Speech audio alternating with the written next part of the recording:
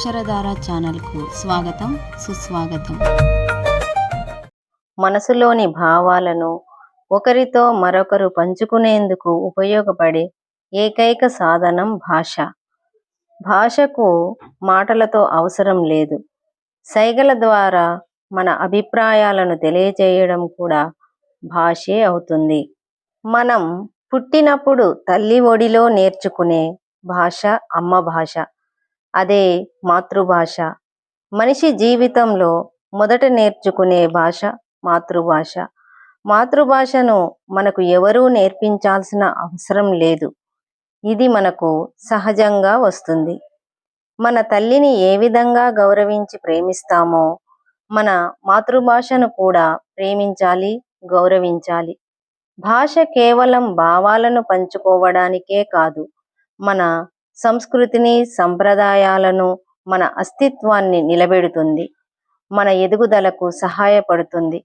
మాతృభాషలో చదువుకుంటే ఇతర భాషలను కూడా తేలికగా అర్థం చేసుకోవచ్చు. బాధ, కోపం, సంతోషం, ఆనందం ఇలాంటి ఏ భావాలనైనా మన మాతృభాషలోనే చక్కగా వ్యక్తపరచగలుగుతాము. మన అవసరాల కోసం ఇతర భాషలను తప్పక నేర్చుకోవాలి. కానీ మన భాషను చులకనగా చూడకూడదు. మన మాతృభాష తెలుగును ఎందరో కవులు పొగిడారు. శ్రీకృష్ణ దేవరాయలు దేశ భాషలందు తెలుగు లెస్స అని మన తెలుగు భాషను కీర్తించారు. అలాంటి తెలుగు భాషను కాపాడుకోవడం మన అందరి కర్తవ్యం. విద్యార్థులకు తెలుగు మాధుర్యాన్ని, తెలుగు భాష గొప్పదనాన్ని, ఆవశ్యకతను తెలియజేయుటకు పాఠశాలలో ఫిబ్రవరి 21 అంతర్జాతీయ మాతృభాషా దినోత్సవంలో భాగస్వాములను చేస్తూ వారిచే వివిధ శతకాలలో పద్యాలు, తెలుగు భాషా మాధుర్యం తెలియచేసే పాటలు, నీతి కథలు, నాటకాలు వేయించి భాషాభిమానం, ఆసక్తి పెంపొందించుకునేలా కృషి చేయడం జరిగింది.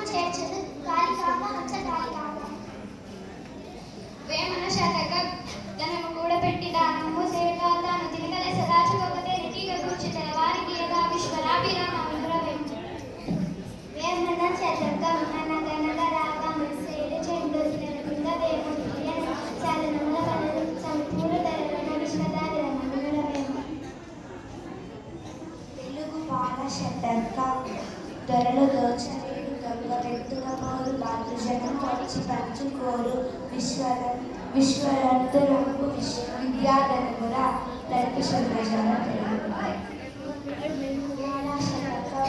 రోషావేశము జగలకు దోషము కలపోయిన దుఃఖంలో దోషము సంతోషించు గురి